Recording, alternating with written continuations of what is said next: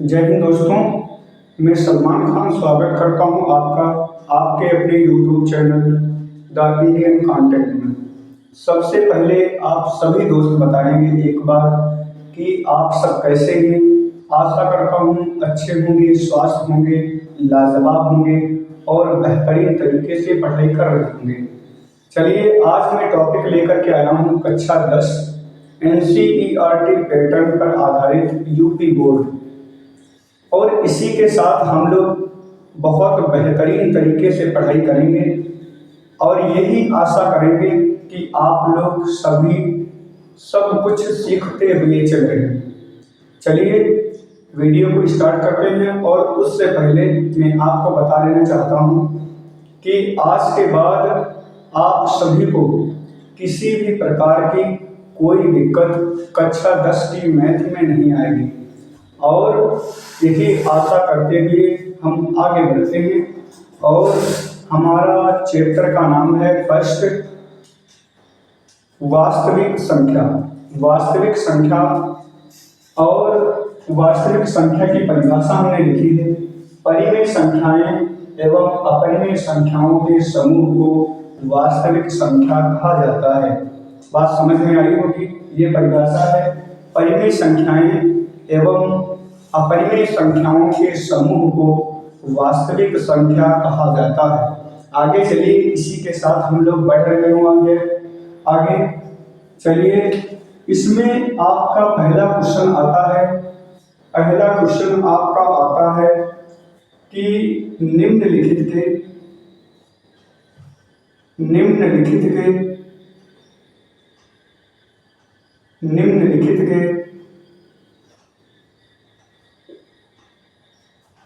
अभाज्य गुणनखंड निकालें। क्या लिखा होगा? अभाज्य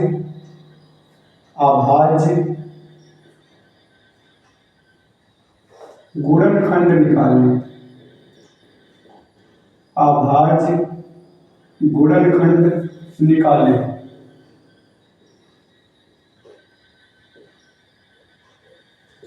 या आपकी बुक में ऐसा लिखा हुआ हो सकता है कि निम्नलिखित संख्याओं को जो है आप अभाज्य संख्याओं के या अभाज्य गुणनखंडों के रूप में व्यक्त कीजिए। इस प्रकार से आपको लिखा मिल सकता है। चलिए पहला क्वेश्चन हम उठाते हैं अपने चैप्टर से 140। प्रथम क्वेश्चन है 140। कितना है? 140। इसके हम क्या करेंगे? गुणनखंड निकालेंगे। क्या करेंगे? गुणनखंड निकालेंगे। तो लिखिए, यहाँ पर क्या लिखेंगे? हल लिखेंगे। आगे क्या लिखेंगे? हल लिखेंगे। आगे क्या लिखेंगे कि संख्या 140 के गुणनखंड करने पर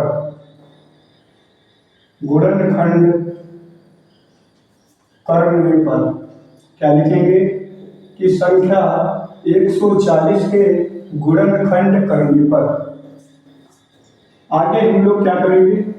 इस संख्या के 140 के गुणनखंड करेंगे।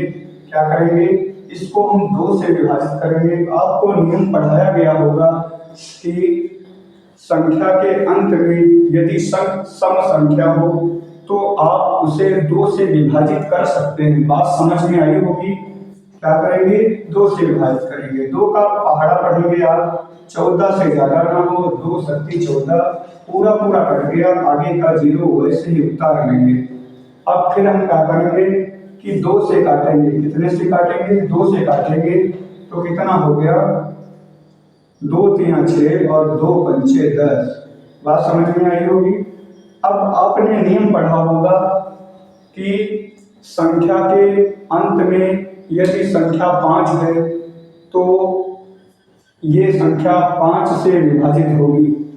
और अगर आपने ये सभी चीजें नहीं सीखी हैं तो हमारे पिछले वीडियो में जाकर आप विभाज्यता का नियम पढ़ सकते हैं, डिविजिबिलिटी रूल्स पढ़ सकते हैं। बात समझ में आई होगी। इससे पहले मैं डिविजिबिलिटी रूल्स पढ़ा चुका हूँ, विभाज्यता के नियम पढ़ा चुका हूँ उसमें आपको साफ साफ ये लिखा मिलेगा कि कौन सी संख्या से विभाजित होगी। बात समझ में आई होगी। आगे चलते हैं हम लोग। कितने से काटेंगे? 5 का पहाड़ा पढ़ेंगे, 5 और 7 35 कितना, फिर 7 से काटेंगे 1 आएगा। एक बात आप लोग हमेशा ध्यान रखेंगे कि यदि संख्या को हमें 5 से विभाजित करना है तो हमें क्या करना चाहिए? अंत में 5 होना चाहिए। एक चीज दूसरी याद कर लेंगे कि जब भी हम संख्या को 2 से विभाजित करते हैं, जब भी संख्या को 2 से विभाजित करते हैं तो उसके हमेशा जो है आधी संख्या लिख लेते हैं। बात समझ में आ रही होगी। जिस प्रकार से हमने क्या किया, 140 को 2 से विभाजित किया तो 140 का आधा लिख लेंगे। जैसे हमने 70 को 2 से विभाजित किया है और 70 का आधी संख्या कौन सी होती है? 35 होती है। इस प्रकार से हम लोग करेंगे और आगे बढ़ेंगे। बात समझ में आई होगी। चलिए क्या करेंगे? अतः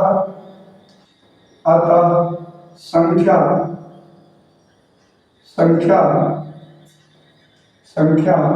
140 के अभाज्य गुणनखंड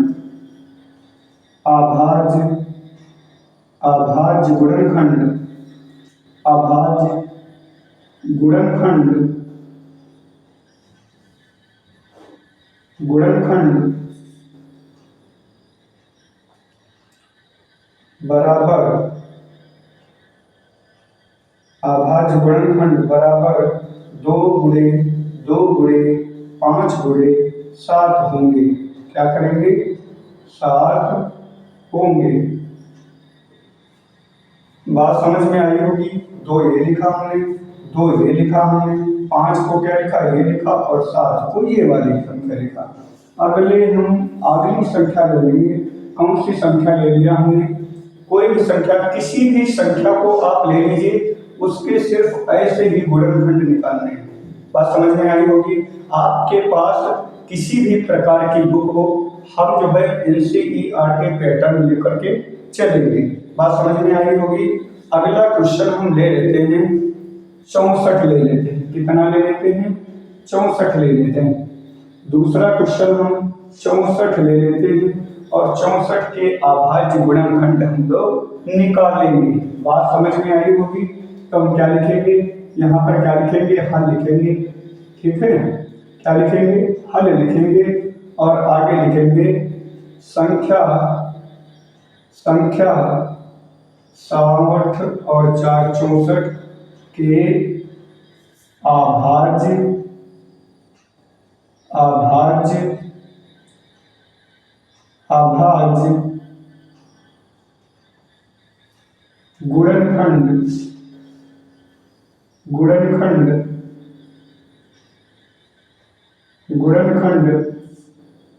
गुणनखंड करने पर अब 64 का हम इसी प्रकार से करेंगे। कितना? हमने एक नियम बताया, आपको कभी भी संख्या 2 के अभाज्य गुणनखंड निकालना हो तो हम संख्या की आधी संख्या को हमेशा लिखते आएंगे। जैसा कि हमने 2 से काटा और 64 का आधा होता है कितना होता है भैया? 32 होता है। फिर 2 से काटेंगे, 32 का आधा कितना? 16 आ गया। 16 का आधा कितना? 8 आ गया। 8 का आधा कितना? 4 आ गया। 4 का आधा कितना होता है? आप सभी लोग जानते होंगे 2 होता है। और 2 का आधा कितना होता है? 1 होता है। इस प्रकार से हम किसी भी संख्याओं के अभाज्य गुणनखंड निकाल सकते हैं।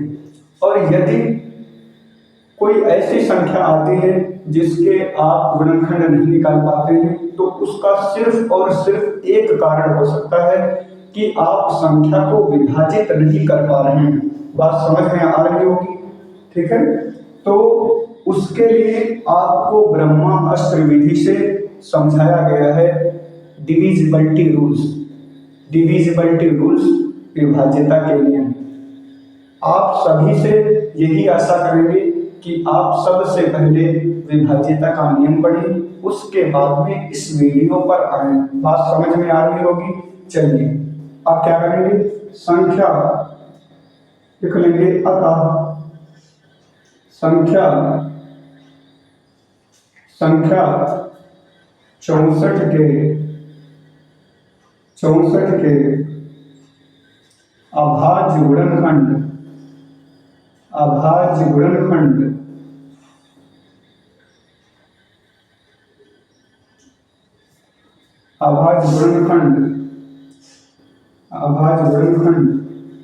64 बराबर 2 गुणे 2 देख लेना है, 2 बार 4 बार 6 बार 6 बार लिख लेना है, 2 गुणे 2 गुणे 2 और गुणे 2। ये आपके क्या होंगे, ये भी आपके अभाज्य गुणनखंड हो जाएंगे। बात समझ में आई होगी। अब हम अगला क्वेश्चन करते हैं और इसको जो है पहले मिटा देते हैं।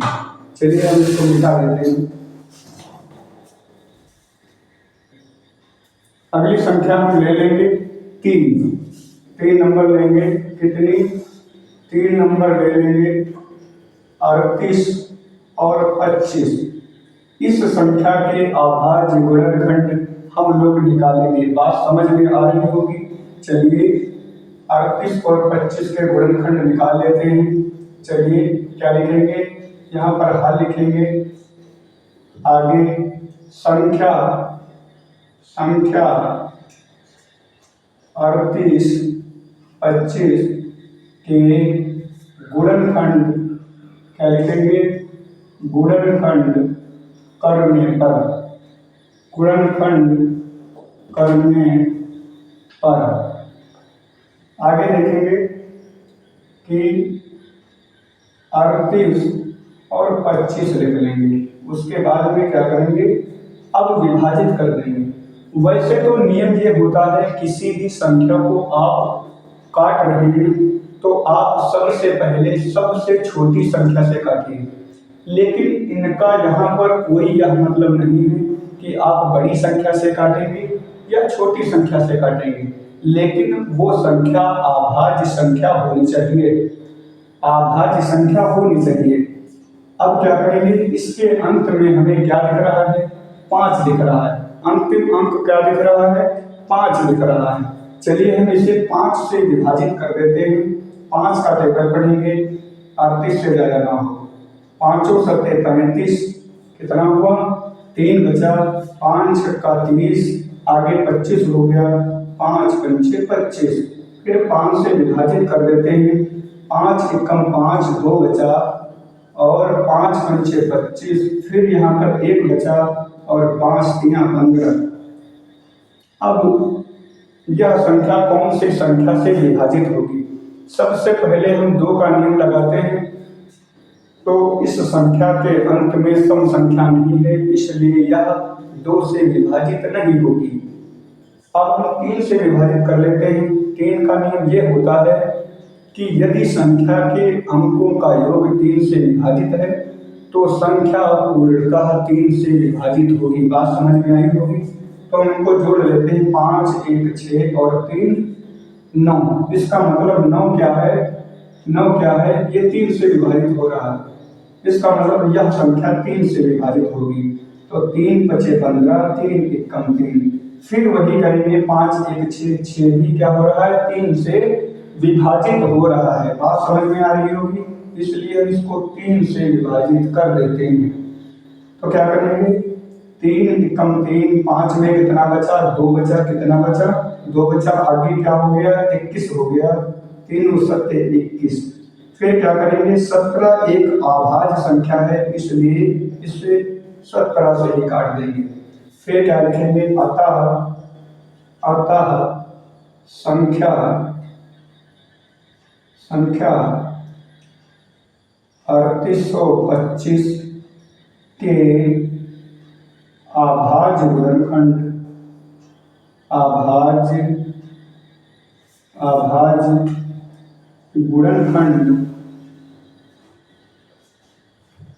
गुणनखंड कितना लिखेंगे, 3825 लिखेंगे। 3825 बराबर क्या लिखेंगे, 5 गुणे 5 फिर 3 × 3, 3 × 3 और गुणे 17, ये आपका आंसर हो जाएगा। अब हम आशा करते हैं कि इस प्रकार का क्वेश्चन आप जो है किसी भी परीक्षा में छोड़ कर नहीं आएंगे। अब हम अगले क्वेश्चन पर पढ़ते हैं और आगे बढ़ते हैं। चलिए आगे बढ़ते हैं। हम क्वेश्चन करते हैं कि यदि, या लिख लेते हैं 2 नंबर क्वेश्चन, निम्नलिखित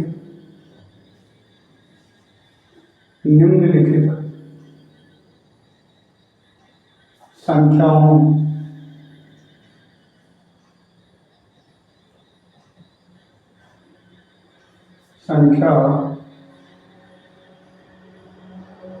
का HCF या मासा लिख लेते हैं हिंदी में, मासा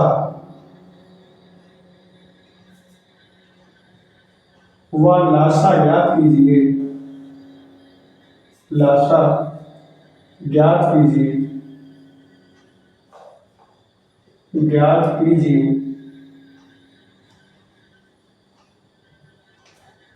और सिद्ध कीजिए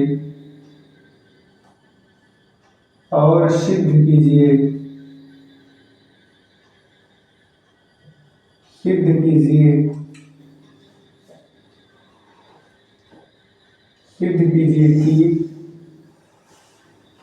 2 संख्याओं का गुणनफल, 2 संख्याओं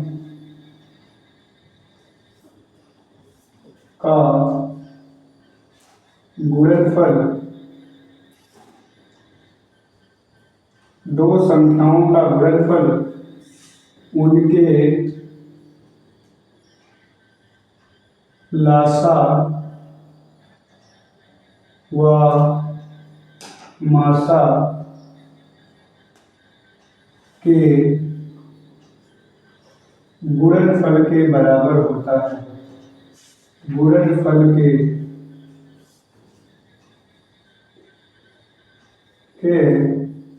बराबर होता है।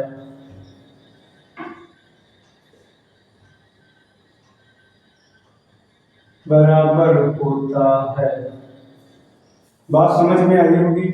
इस प्रकार के क्वेश्चन हम लोग करेंगे और सबसे पहला हम क्वेश्चन उठाते हैं 26 और 91। कितना? 26 और 91।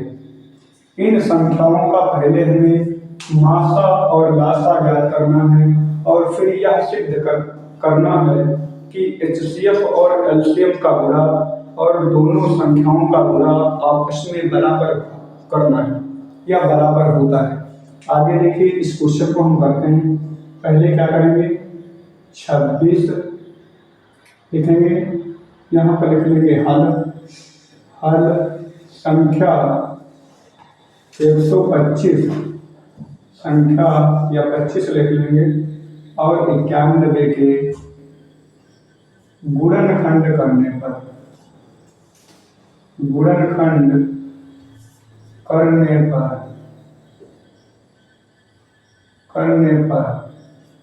क्या करेंगे? गुणनखंड करेंगे। तो 26 के ये कर लिया और 91 के ये कर लिया। ठीक है, 26 के इधर करेंगे, 2 से काटेंगे, 13 आ जाएगा। फिर 13 एक अभाज्य संख्या है। क्या है? 13 एक अभाज्य संख्या है, इसलिए 13 से एकदम काट देंगे। फिर क्या करेंगे? इसमें 7 से काट लेंगे, 7 से 13 7 91 और ये क्या गया? 13 एकम 13। अब क्या करेंगे? हमें लासा और मासा क्या हो गया? प्राप्त हो गया। अब हमें यह सिद्ध करना है। मासा कैसे निकालेंगे? 26 लिखेंगे, संख्या 26 बराबर 2 × 13। क्या लिखेंगे? 2 × 13 और 91 के गुणनखंड लिखेंगे 7 × 13। आप सभी लोग जानते होंगे और अगर हमें मासा प्राप्त करना है तो हम क्या करेंगे कि जो दोनों में मिल रहा हो वो क्या होता है, HCF होता है। बात समझ में आई होगी। जो दोनों संख्याओं में मिल रहा है वो HCF होगा या मासा होगा। कितना मिल रहा है, 13 मिल रहा है। और लासा वो होता है जो दोनों में मिले और जो ना मिले उसको भी लिख लेंगे हम। क्या करेंगे, लिख लेंगे हम। क्या करेंगे, लिख लेंगे हम। जैसे हमें क्या पर मिल रहा है, 13 मिल रहा है और 2 नहीं मिल रहा है दोनों में, तब इसको लिख लिया। ये 7 इसमें नहीं मिल रहा है तो उसको भी लिख लिया। अब क्या करेंगे, ये तो HCF हो गया, ठीक है।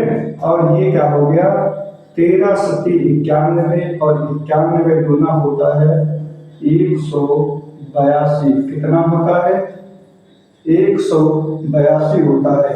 91 दूना 182। अभी यह क्वेश्चन सरल नहीं हुआ है क्योंकि हमें मासा और लासा भी ज्ञात करना था, तो हमने मासा ये ज्ञात कर दिया और लासा ये ज्ञात कर दिया।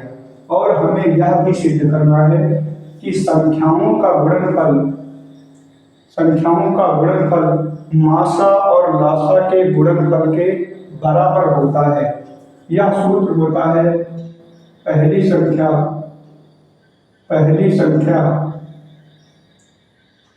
गुणे दूसरी संख्या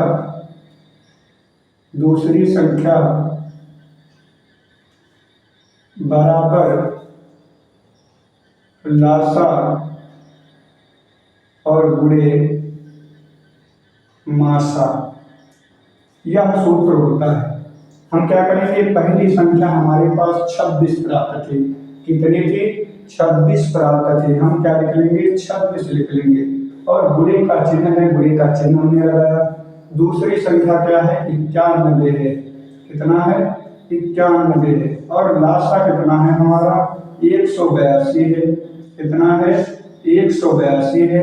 और मासा कितना है हमारा, 13 है। कितना है, 13 है।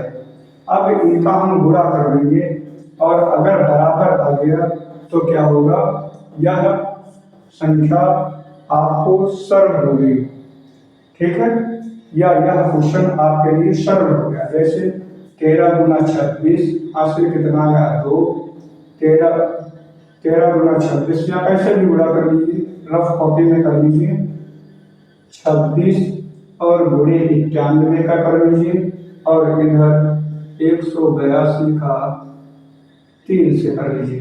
यह आपस में क्या आएगा, बराबर आएगा। देख लेना, 6 एकम 6 और 2 एकम 2, फिर 9 छाक 54, हासिल 5। 9 गुना 18 और 5, 18 5 23। कितना हुआ, 6 4 2 6 और ये हो गया 23। 23 66 आ गया। उस पर देखेंगे, ये कितना था, ये 13 था। 13 से कर लीजिए। ये हो गया 3 दूना 6 और 8 3 24, 3 एकम 3 2 5 और 2 8 1। कितना हुआ, 6 6 8 5 13, 8 5 13 और ये हो गया 2। तो क्या हो गया, 23 66 हो गया। इसका गुणा भी कितना आ गया आपका, 23 66 हो गया। इस प्रकार दोनों संख्याओं का गुणनफल लासा और गुणे मासा के बराबर हो गया। यहाँ पर हम लिख लेंगे प्रूव्ड। क्या लिख लेंगे, प्रूव्ड, मतलब इति सिद्धम। यहाँ पर क्या हो गया, क्वेश्चन सिद्ध हो गया, ठीक है। अगला क्वेश्चन हम करते हैं, उससे पहले इसको मिटा लेते हैं। क्या करना पड़ेगा, मिटाना पड़ेगा। चलिए दोस्त, उसी का दूसरा नंबर क्वेश्चन ये है, तो हम उसी प्रकार से करेंगे। संख्या यहाँ पर लिख लेंगे हल। संख्या 510 और और 92 के गुणनखंड करने पर क्या लिखेंगे? गुणनखंड करने पर क्या लिखेंगे? गुणनखंड करने पर। आगे क्या करेंगे कि 510 का गुणनखंड निकालेंगे। कितना निकला? इसको हम 2 से काट देंगे। 2 दूना 4, कितना हुआ? 2 दूना 4, 1 बचा, 2 पंचे 10, फिर 1 बचा, 2 पंचे 10। अब संख्या को हम 5 से विभाजित करेंगे। किससे विभाजित करेंगे? 5 से विभाजित करेंगे। कितने से? 5 से। 5 पंचे 25, 5 एकम 5, 51 आ गया। फिर 3 से विभाजित कर देंगे। कितना आ गया? 3 एकम 3, 3 सत्ते 21। आगे 17 क्या है? अभाज्य संख्या है, इसलिए 17 काट देंगे। अब क्या करना है? 92 के गुणनखंड करना है। इसको क्या करेंगे? अंत में 2 संख्या है, इसलिए हम क्या करेंगे? 2 से विभाजित कर देंगे। मतलब 2 संख्या है मतलब सम संख्या है, इसलिए हम क्या करेंगे? 2 से विभाजित करेंगे। कितना? 2 चक्कू 8, बचा कितना? 1 बचा, 12 हो गए, 2 छक 12। फिर 2 से काटेंगे। कितना आएगा? 23 आएगा। कितना आएगा? 23 आएगा। फिर इसको 23 से डायरेक्ट काट देंगे, क्योंकि 23 क्या है? यह एक अभाज्य संख्या है। कौन सी संख्या है? यह एक अभाज्य संख्या है। चलिए इसका हम 510 के गुणनखंड लिख लेते हैं। 2 गुणे 3 गुणे 5 और गुणे 17। फिर क्या करते हैं? 92 को लिख लेते हैं। 2 गुणे 2 और गुणे 23। क्या करते हैं? इनको लिख लिया। अगर हम इनका मासा निकालते हैं दोस्त, अगर हम इनका मासा निकालते हैं तो हमें कितना प्राप्त हो जाएगा? मासा का मतलब जो दोनों में मिले। बात समझ में आई होगी? जो दोनों में मिले वह क्या होता है? वह मासा होता है। ठीक है, तो मासा कितना हो गया हमारा? 2 हो गया। कितना हो गया? 2 हो गया। और लासा कितना हो जाएगा आपका? लासा कितना हो जाएगा आपका? 2 जो मिल रहा है वो भी लिख लो। 3 मिल रहा है इसमें, 3 लिख लिया। और ये इसमें 2 मिल रहा है, 2 लिख लिया।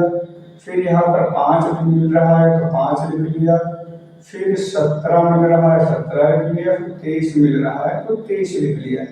जितना हम जो है हमें मिलेगा नहीं वो भी लिख लेंगे। लासा में क्या होता है? जो संख्या दोनों संख्याओं में नहीं मिलती है उसे भी हम लिख लेते हैं। बात समझ में आई होगी? तो ये आपका हो गया आंसर मासा का। और लासा का गुणा कर लीजिए। 5 दूना 10 हो गया और 10 तिहाई 30 हो गया। 30 दूना 60 हो गया। और 60 का क्या कर लेते हैं? 60 का गुणा कर लेते हैं 17 से। कितना हो गया? 7 6 42 और 6 एकम 6 4 10। कितना हो गया? 1020 हो गया। इनको हम 23 से गुणा कर लेंगे। 0 जिनके अंत में होता है उनका सबसे पहले और सबसे आसान तरीका मैं बताऊंगा कि संख्या की गुणा कर लीजिए और 0 आपस में लिख लेंगे। क्या करेंगे? जैसे हमें क्या करना है? 1000 की गुणा हमें 21 से कर देंगे, तो 21 का क्या करेंगे? 1 से गुणा कर देंगे और बाकी 3 0 उतार देंगे। ठीक है, ये आपका आंसर हो गया। चलिए इसको कर लेते हैं। 3 0 0, 3 दूना 6, 3 0 0, 3 एकम 3। आगे 2 से कर लेते हैं। 2 0 2 0, 2 दूना 4, 2 0 0, 2 एकम 2। कितना हो गया? 0 6 4 3 और 2। लासा आपका हो गया 23,660। कितना हो गया? 23,660। अब आप देखेंगे कि पहली संख्या इसको ऐसे लिख लेते हैं, पहली संख्या गुणे दूसरी संख्या बराबर मासा मासा गुणे लासा। क्या करेंगे? गुणे लासा। फिर पहली संख्या हमें कितनी प्राप्त है? 510 प्राप्त है। कितनी है? 510 प्राप्त है। और गुणे दूसरी संख्या हमें 92 दे रखी है। कितनी? 92 दे रखी है। और मासा हमारा कितना दे रखा है? 2। और लासा हमारा दे रखा है 23,460। कितना है? 23,460। हम गुणा कर लेंगे। कितना?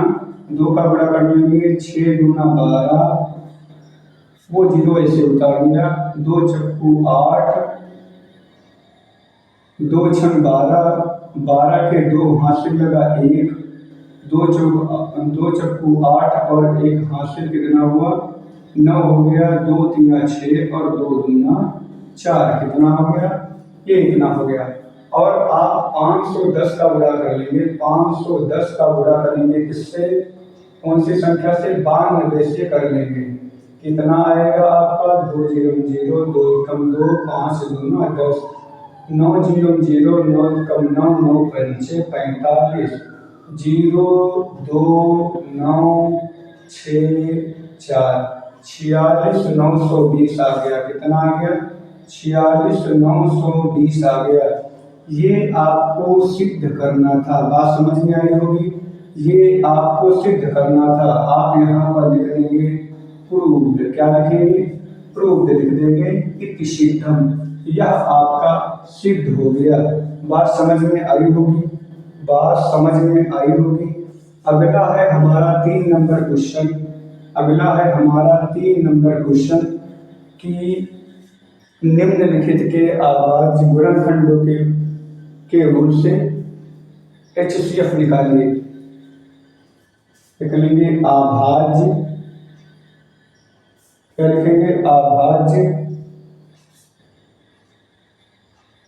अभाज्य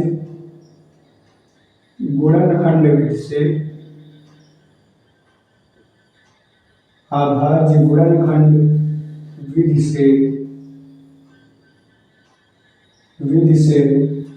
अभाज्य गुणनखंड विधि से निम्नलिखित के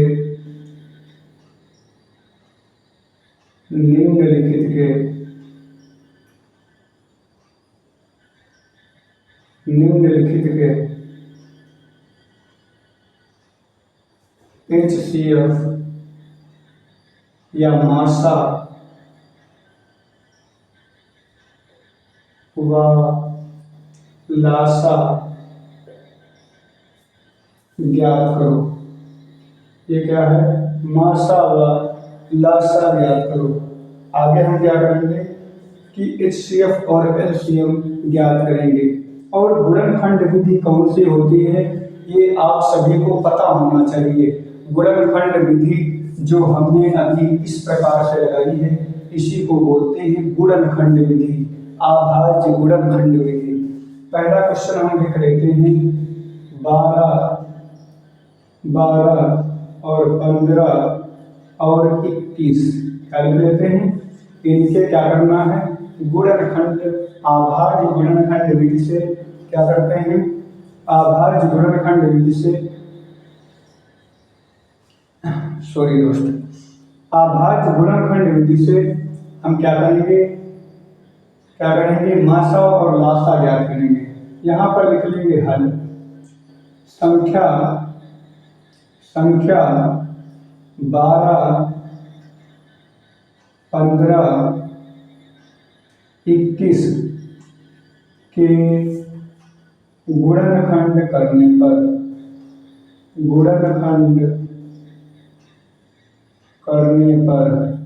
क्या लिखेंगे? गुणनखंड करने पर क्या करेंगे?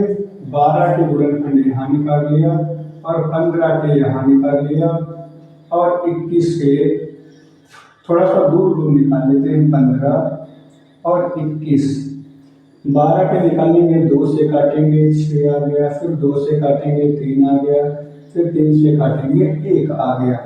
15 के 3 से काटेंगे 5 आ गया, फिर 5 से काटेंगे 1 आ गया। 21 को 3 से काटेंगे 7 आ गया, 7 से काटेंगे 1 आ गया। ये विभाज्यता का नियम आप जरूर पढ़ लेंगे दोस्त। इससे पहले मैं वीडियो जो है आपको विभाज्यता का नियम बता चुका हूँ और वीडियो अपलोड हो गया है और आप उसी से जाकर के देख लेंगे। आगे देखेंगे क्या करेंगे। संख्या 12 बराबर कितना लिखेंगे, 2 गुणे 2 गुणे 3। आगे क्या लिखेंगे, 15 के गुणनखंड करेंगे 2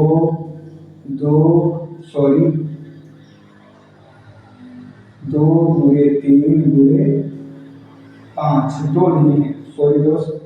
आगे 21 के करेंगे 3 गुणे 7।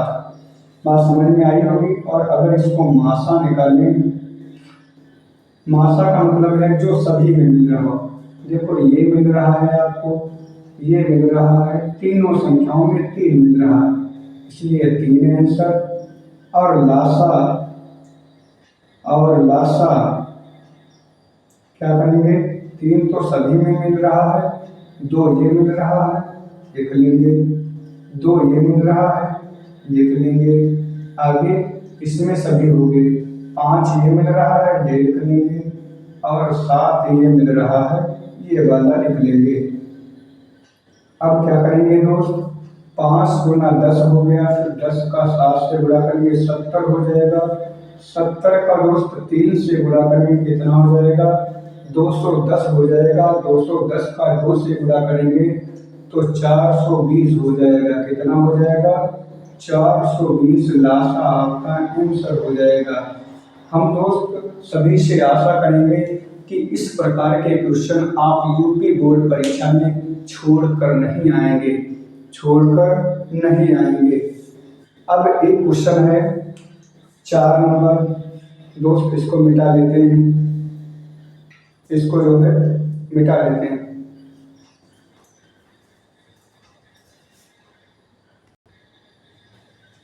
तो 3 नंबर क्वेश्चन दोस्त है हमारा कि HCF 306 और 657 का 9 दिया है और LCM हमें ज्ञात करना है। बात समझ में आ रही है। हमें HCF 306 और 657 का 9 दिया है और हमें ज्ञात करना है LCM। क्या ज्ञात करना है, LCM ज्ञात करना है। क्या ज्ञात करना है, LCM ज्ञात करना है। तो सबसे पहले LCM ज्ञात करने का एक आसान तरीका होता है जो मैं आपको आज बताऊंगा। आप लिख लीजिए 306 और 657, इनका जो है आप लासा निकाल लीजिए। आप एक बात का विशेष ध्यान रखेंगे कि यदि संख्या 2 से कट रही है और दूसरी संख्या नहीं कट रही है तो हम क्या करेंगे, उस संख्या को नहीं काटेंगे, वैसे ही नीचे उतार लेंगे। बात समझ में आई होगी। तो हम इसको 2 से काटते हैं तो कितना हुआ, 1, 5 गुना 10 और 3 आ गया। आगे 657 3 से नहीं कटेगा। बात समझ में आई होगी। ये क्या है, 3, 5, 8 हो गया, 1, 9। इसका मतलब 3 से विभाजित हो जाएगी संख्या। 3 पचे 15, 3 एकम 3। क्या ये संख्या 3 से विभाजित हो सकती है? 7, 5, 12 और 6, 18। इसका मतलब 3 से विभाजित होगी। 3 दूना 6 और 3 एकम 3 बचा 2, 3 नाम 27। फिर हम 3 से विभाजित कर लेंगे, 3 एकम 3, 3 सत्ते 21। आगे क्या करेंगे, ये भी 3 से कट जाएगी, 3 सत्ते 21, 3 3 9। क्या करेंगे, दोनों संख्याएं क्या हैं, अभाज्य। पहले 17 से काट लीजिए और फिर क्या करेंगे, हम 73 से काट लेंगे। ये लासा निकालने का सबसे बेस्ट तरीका है दोस्त। ये लासा निकालने का सबसे बेस्ट तरीका है। अब क्या करेंगे, लासा बराबर लासा या एलसीएम कर सकते हैं। एलसीएम, इसका मतलब होता है लीस्ट कॉमन मल्टीपल, लघुत्तम संख्या जो सभी से विभाजित हो। आगे क्या लिखेंगे, 2 गुणे 3 गुणे 3 गुणे 17 गुणे 73, कितना हो गया 73। इन सभी का आप गुणा कर लीजिए, आपका आंसर आ जाएगा। ठीक है, फिर क्या करेंगे, 3 3 9 और 9 दूना 18, 18 ये आ गया और 17 का गुणा कर लीजिए, फिर 23 का कर लेंगे। 7 8 56 हासिल 5, 7 एकम 7 5 12, 8 एकम 8 और 1 एकम 1। आगे क्या करेंगे, 6 8 2 10 और 2 1 3। अब इनका गुणा कर लेंगे कितने से, 73 से। कितने से, 73 से। 6 3 18, आगे 3 3 9, 7 6 42 और 7 3 21, कितना हो गया 8 3 9 4 13 और ये हो गया 22 338। कितना हो गया 22 338, कितना हो गया 22 338। ये आपका क्वेश्चन हो गया सॉल्व। आशा करते हैं इस क्वेश्चन में आपको किसी भी प्रकार की दिक्कत नहीं आएगी और इस प्रकार के क्वेश्चन सभी आप लोग कर लेंगे।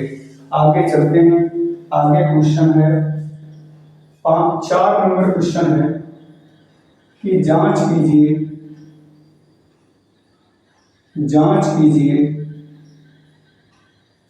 कि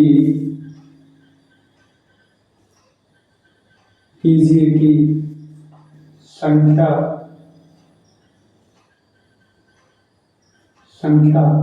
6 की पावर n शून्य पर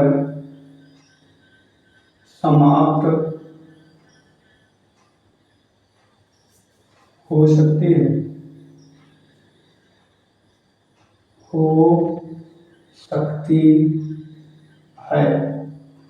ये क्या करेंगे, आप क्वेश्चन करेंगे।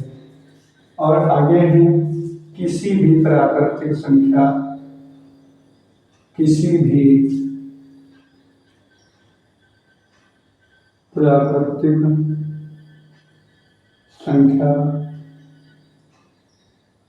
n के लिए।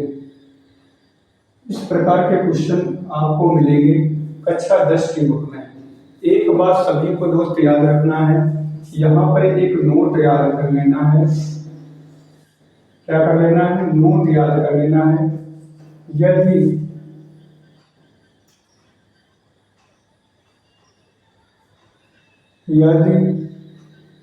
कोई भी संख्या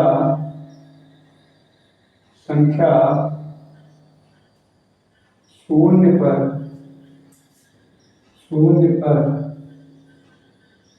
समाप्त होना चाहती है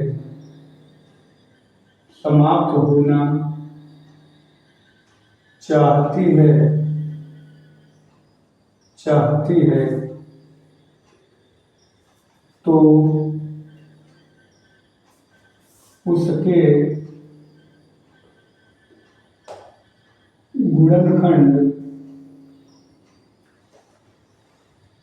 गुणनखंड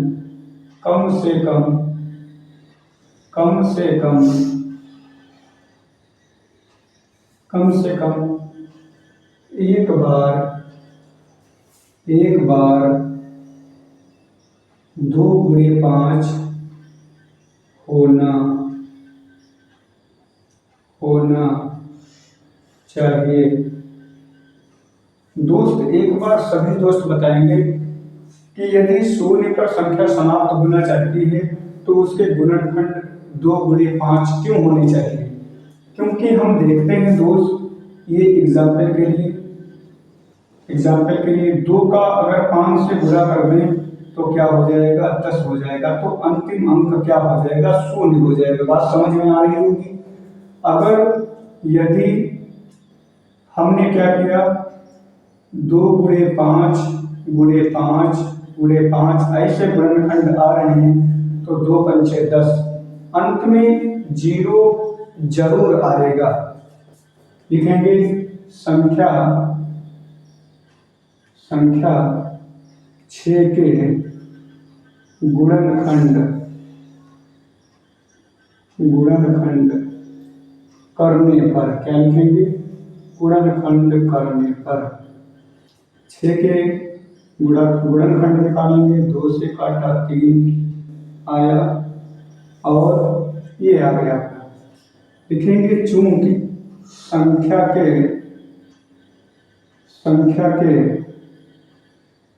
गुणनखंड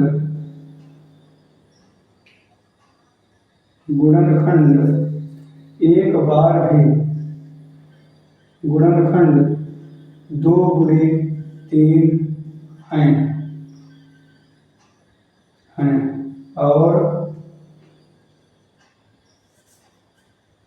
यदि संख्या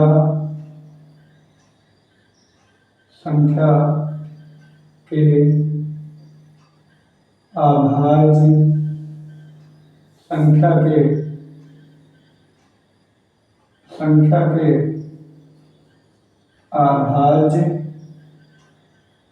गुणनखंड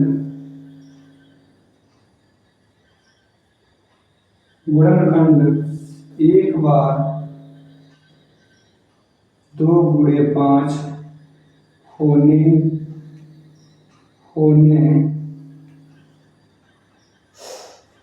चाहिए। क्या करेंगे? 2 गुणे 5 होने चाहिए। इसलिए यह संख्या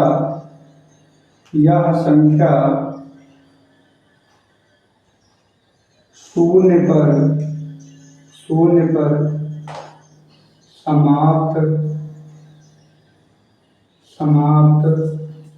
नहीं होगी।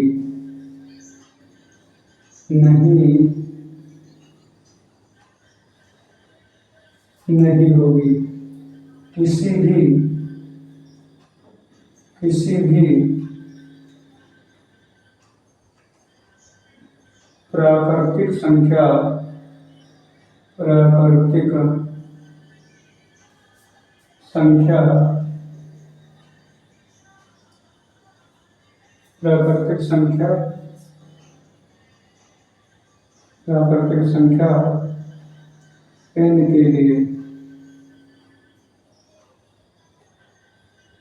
प्राकृतिक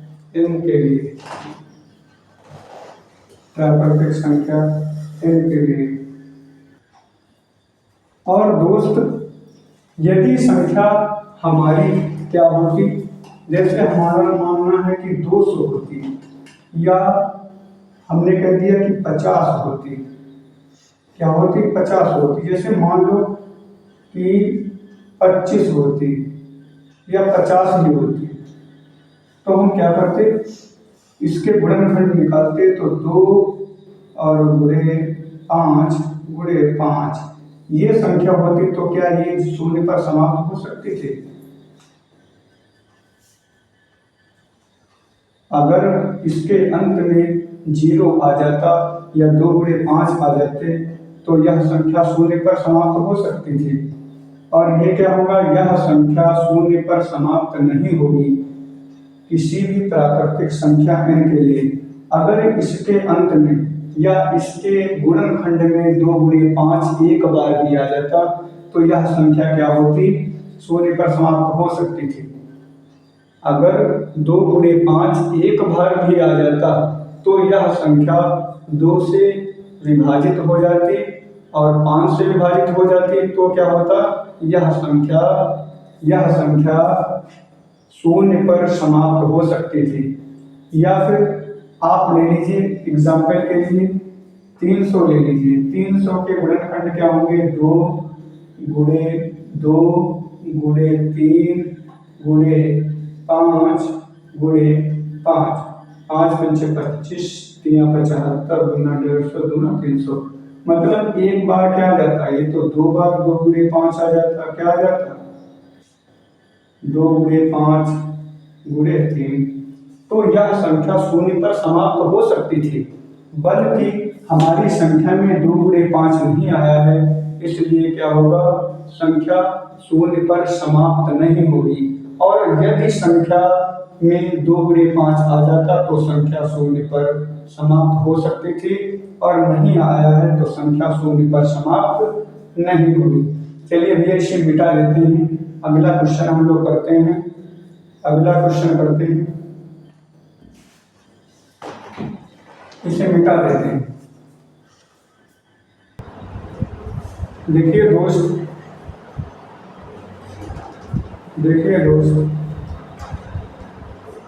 ये व्याख्या कीजिए कि 7 गुणे 13 गुणे +13 और 7 गुणे 6 गुणे 5 गुणे 4 गुणे 3 गुणे 2 गुणे 1 + 5 भाज्य संख्याएं क्यों हैं। सबसे पहले मैं आपको यह बताना चाहता हूं कि भाज्य संख्या आप लोग कैसे निकालेंगे। भाज्य संख्या आप लोग कैसे निकालेंगे, पहले आप देख लेंगे कि भाज्य संख्या क्या होती है। दोस्त, हमारा वीडियो एक आपके ऊपर पड़ा है भिन्न का या संख्या चैप्टर।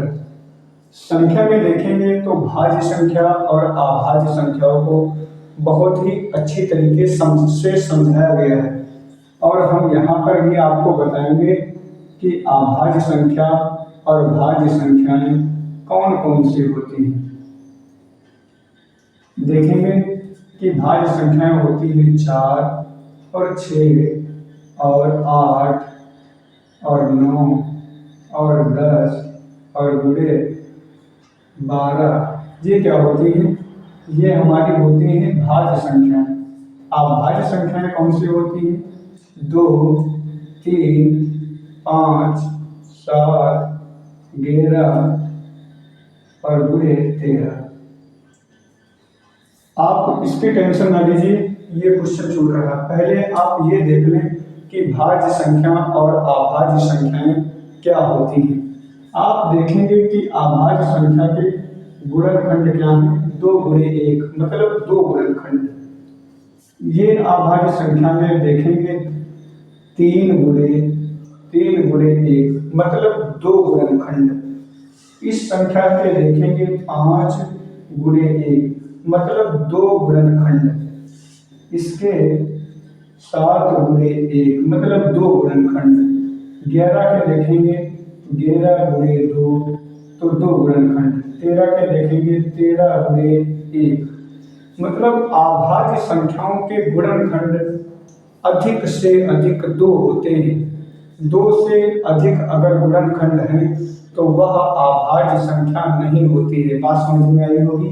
भाज्य और अभाज्य बिल्कुल एक दूसरे के उल्टा है। ये वो संख्या होती है जो किसी भी संख्या से विभाजित होती है, और ये संख्या वो होती है जो किसी भी संख्या से विभाजित ना हो। और एक उदाहरण ये है कि इसके गुणनखंड 2 से अधिक नहीं होते। आप देखेंगे कि 4 में कितने हैं, 2 गुणे 2 और गुणे 1। 6 में कितने गुणनखंड हैं, 2 गुणे 3 गुणे 1। 8 में कितने हैं, 2 गुणे 2 और गुणे 2 और गुणे 1।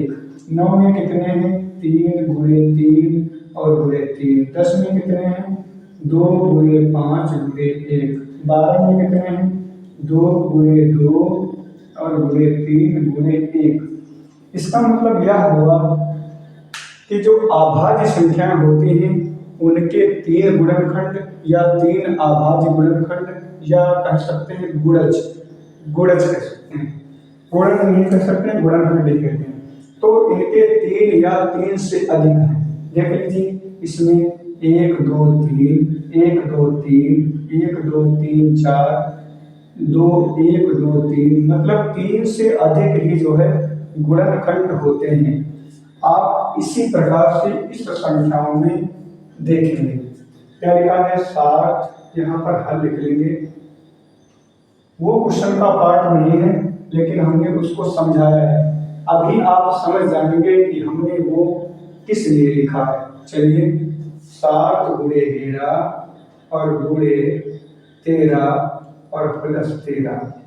आप इसमें 13 कॉमन ले लीजिए। आगे ये वाली संख्या को हम करेंगे 7 गुणे 6 गुणे 5 गुणे 4 गुणे 3 गुणे 2 गुणे 1 और प्लस का 5। इसको इधर हल करेंगे और इस संख्या को इधर हल करेंगे। तो हम 13 कॉमन ले रहे हैं। 13 कॉमन वो संख्या होती है जो दोनों संख्याओं में के गुणज में हो या दोनों संख्याओं में पर्याप्त हो। तो हम 13 कॉमन ले लेते हैं। अब यहाँ पर कितना बचा? 7 गुणे 11 और आगे बचा 13 के गुणे में 1 होता है। बात समझ में आई होगी। अभी हमने लिखा कि 13 के गुणे में 1 होता है। ठीक है, तो यहाँ पर 1 बचा, 13 हमने उठा लिया तो बचा कितना? 1 बचा।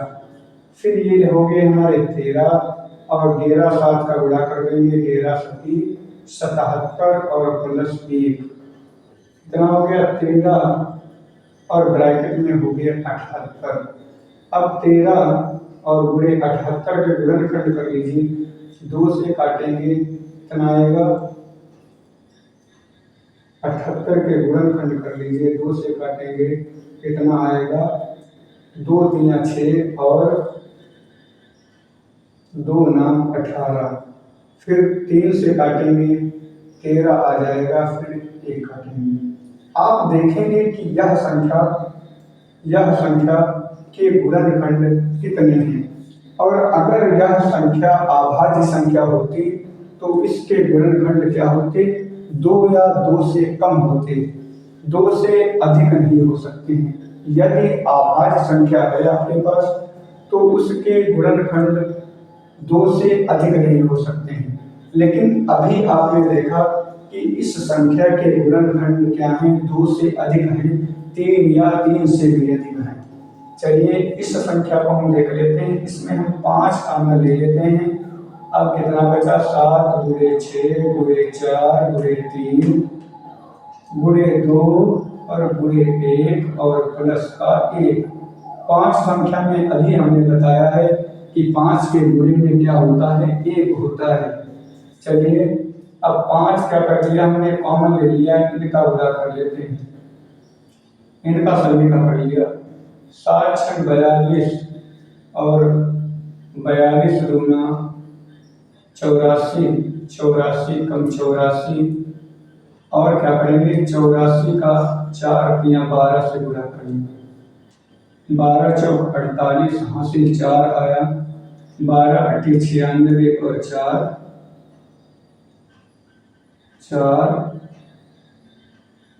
100 हो गया। कितना हुआ? 108 हुआ। अब क्या करेंगे? यह संख्या क्या होगी? इसके गुणनखंड क्या करेंगे? 2 से करेंगे तो यहाँ पर आ जाएगा। फिर भी जैसे हम कर लेते हैं 1008 इसके भाग में इससे गुणनखंड कर लेते हैं या कैसे भी कर लेते हैं। 2 से काटेंगे 5 0 4 आया तो 2 से काटा 25 2 आया। फिर 2 से काटा फिर 1 और 26 आ गया। फिर 2 से काटेंगे ये कितना आ जाएगा? फिर आगे ही गुणनखंड बढ़ते जाएंगे। हम क्या कर लेते हैं? 5 गुणे 2 गुणे 2 गुणे 2 गुणे 2 और गुणे कितना कर लेते हैं? 63 गुणे 63 कर लेते हैं। अगर चाहें आप तो 63 के गुणनखंड निकाल के लिख सकते हैं। अब आपने देखा कि जो अभाज्य संख्या होती है उसके गुणनखंड 2 से अधिक नहीं होते हैं, जबकि भाज्य संख्या के गुणनखंड 3 या 3 से अधिक हैं। इसी प्रकार लिखेंगे चूंकि इन दी गई संख्याओं में या संख्याओं के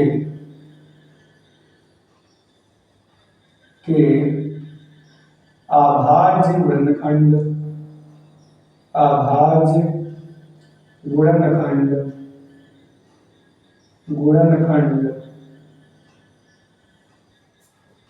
3 व 3 से अधिक हैं।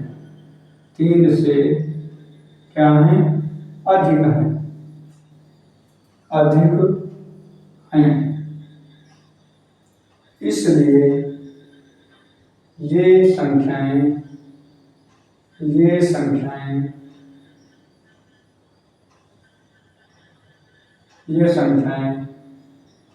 भाज्य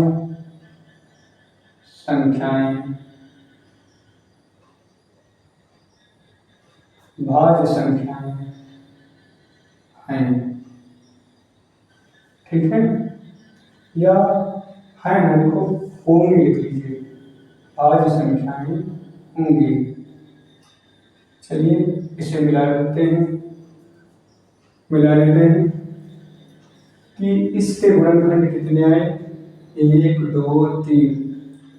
इसमें देखा आपने 2 2 2 2 मतलब 4 गुणनखंड आए, इसमें 1 2 3 3 गुणनखंड आए, 1 2 3 1 2 3।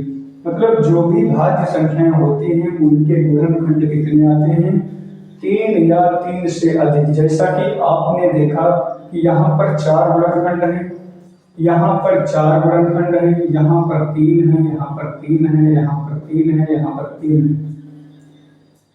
और 3 से अगर अधिक गुणनखंड है तो वह अभाज्य संख्या में शामिल हो जाती है। चलिए आगे का क्वेश्चन करते हैं। चलिए इसे देते हैं, मैं क्या हाँ दोस्तों, तो 7वां क्वेश्चन नंबर हमारा ये है, किसी खेल के मैदान के चारों ओर एक वृत्ताकार पथ है। जैसे हमने मान लिया ये हमारा क्या है, खेत है, इसके चारों ओर एक वृत्ताकार पथ है।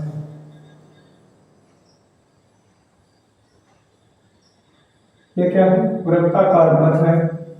इस मैदान का एक चक्कर लगाने में सोनिया को 18 मिनट लगते हैं। मान लीजिए कि यहां से सोनिया जो है यहां पर बैठी है, ठीक है, और एंटी क्लॉकवाइज जो है ये चल रही है। सोनिया को 18 मिनट लगते हैं, जबकि इसी मैदान का एक चक्कर लगाने में रवि को 12 मिनट लगते हैं। मान लीजिए रवि कहाँ पर बैठा है, यहाँ पर बैठा है, यहाँ पर कौन बैठा है, यहाँ पर रवि, और यहाँ पर कौन बैठा है, सोनिया बैठी है। कौन बैठी है, सोनिया बैठी है, और वहां पर रवि बैठा है, और सोनिया को 18 मिनट लगते हैं और रवि को कितने लगते हैं, 12 मिनट लगते हैं। बात समझ में आई होगी, 12 मिनट लगते हैं। मान लीजिए वे दोनों एक ही स्थान पे भी, देखो एक ही स्थान पे भी एक ही समय पर चलना प्रारंभ करके एक ही दिशा में चलते हैं, मतलब इस तरफ चलते हैं, या आप इधर को चला लो, चलते हैं। कितने समय बाद वे पुनः प्रारंभिक स्थान पर मिलेंगे। ये क्वेश्चन आपको थोड़ा सा बड़ा लग रहा होगा, लेकिन इसको करने का सबसे आसान तरीका है दोस्तों। ये सोनिया यहाँ से इधर को आएगी और रवि भी इधर से आकर के यहाँ पर मिल जाएगा। बात समझ में आ रही होगी, और बहुत ध्यान तरीके से समझना है इसको। ऐसे कि अब आप एक बार बताएंगे कि एक चक्कर लगाने में दोनों को सबसे पहले कौन आ जाएगा। यहाँ पर से एक चक्कर लगाने में कितने मिनट लगते हैं, सोनिया को 18 और रवि को लगते हैं 12 मिनट। और ये कितने समय में बात पाएंगे, ये जो रवि है ये यहाँ से दौड़ेगा और 12 मिनट में यहाँ पर आ जाएगा। रवि है दौड़ेगा यहाँ से और एक चक्कर लगा के 12 मिनट में यहाँ पर आ जाएगा, और सोनिया जो है 18 मिनट में चक्कर लगाती है। इसका मतलब यह है कि वह धीरे दौड़ती है, मतलब देर या ज्यादा समय में एक चक्कर लगा पाती है। इसका मतलब सोनिया नहीं पास रवि को दूंगी। अब जो है दूसरा चक्कर लगाता है तो रवि क्या करता है, रवि जो है फिर यहाँ पर पहुंच जाता है। अब की बार सोनिया क्या करेगी, थोड़ा और पीछे रह जाएगी, ठीक है। फिर एक बार फिर से चक्कर लगाएंगे और फिर यहाँ रवि आ जाएगा और सोनिया एक छोटा चक्कर मतलब फिर कम पड़ जाएगा, क्योंकि वह देर में या धीरे धीरे दौड़ती है और रवि जो है हमारा क्या है वो तेज से दौड़ता है। और फिर जो है एक अगला चक्कर लगाएंगे तो मान लो इस दूरी पर रह जाएंगे, फिर एक चक्कर लगाएंगे तो मान लो यह दूरी पर। वो कभी एक ना एक समय ऐसा आएगा जो वो आपस में मिल जाएंगे। और इन प्रश्नों को करने का सबसे सरल तरीका है दोस्त कि उनका लासा निकाल दो, आंसर आ गया फटाफट। हल कर लेते हैं। क्या करेंगे 18 व 12 का 12 का लासा निकालने पर अब क्या करेंगे 18 यहाँ पर लिख देंगे और 12 ये लिख दिया। लासा निकालेंगे, 2 से काटेंगे 9 आ गया, यहाँ पर 6 आ गया, फिर 2 से काटेंगे 9 आ गया। अगर नहीं कट रहा तो वैसे उतार लिया जाता है। फिर यहाँ पर 3 आ गया, फिर 3 से काटेंगे, यहाँ पर 3 आ गया और यहाँ पर 1 आ गया, फिर 3 से काटेंगे, यहाँ पर 1 आ गया और यहाँ पर 1 आ गया। अतः तो इनका लासा क्या आ गया, लासा आपका आ गया बराबर 2 गुणे 2 और गुणे 3 और गुणे 3 कितना आ जाएगा 3 3 9 दूनी 18 दूनी 36। इसका मतलब यह है कि 36 मिनट बाद क्या करेंगे सोनिया और रवि आपस में मिल जाएंगे। ठीक है, अतः रवि रवि और सोनिया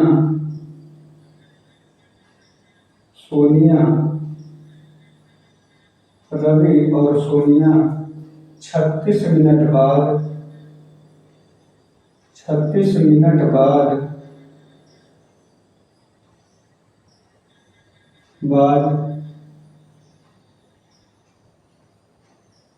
आपस में मिलेंगे।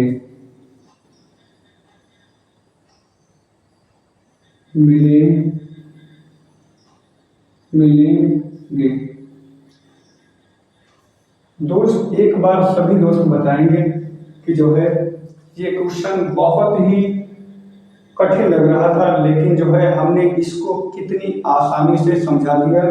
और आशा करते हैं ये वीडियो आपको पसंद आएगा और हमारे चैनल पर जरूर बने रहिए और इससे ज़्यादा अच्छे से अच्छी वीडियो आपको मिलती रहेगी। और यही आशा करेंगे कि आपको कुछ ना कुछ बेहतर से बेहतर आपको प्रदान करते हैं। चलिए दोस्त अगले वीडियो में मिलते हैं।